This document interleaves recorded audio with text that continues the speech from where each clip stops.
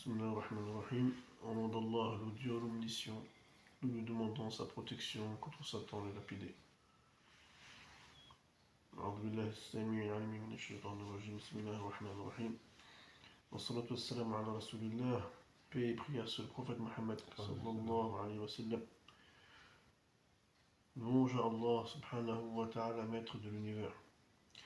Chers frères et sœurs en islam, nous vous saluons avec la meilleure des salutations, qui est la salutation de l'islam. Assalamu alaikum wa rahmatullahi ta'ala wa barakatuh.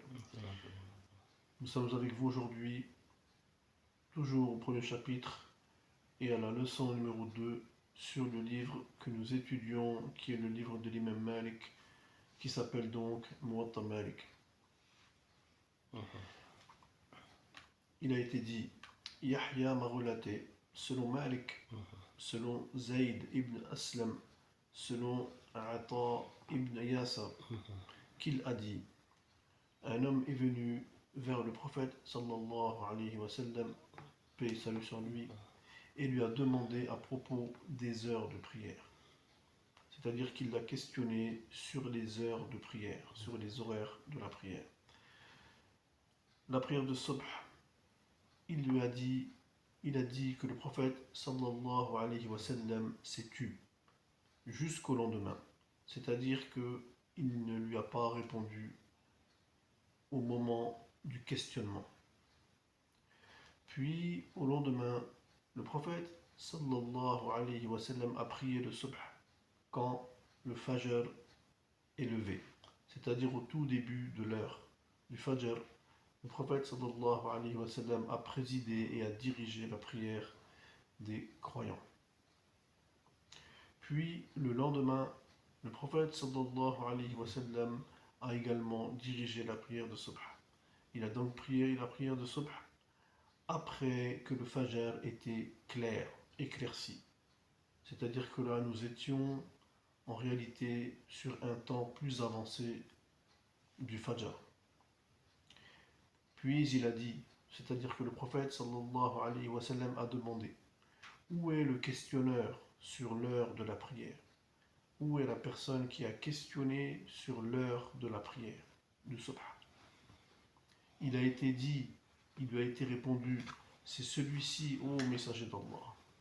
Et on lui a donc désigné la personne qui avait interrogé le prophète sallallahu alayhi wa sallam sur l'horaire de la prière. Et donc le prophète sallallahu alayhi wa sallam lui a apporté la réponse à ce moment-là, en lui disant, ce qui se trouve entre ces deux moments, entre ces deux temps, c'est ici que se trouve ou que se situe le temps de la prière.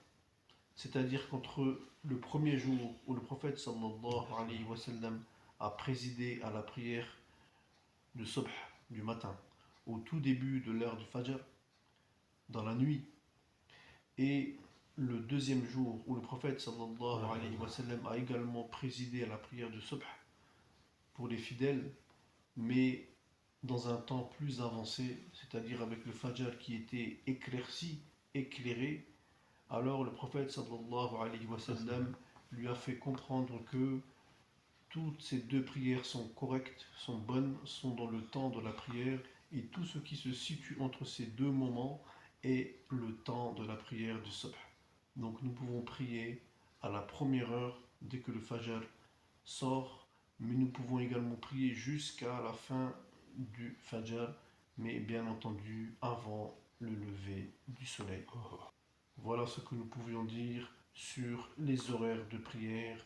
Nous demandons à Allah subhanahu wa ta'ala de nous donner la bonne compréhension, la bonne application, et qu'il nous raffermisse dans la foi. Wa sallallahu ala rasulil karim. Assalamu alaikum wa rahmatullahi ta'ala wa barakatuh.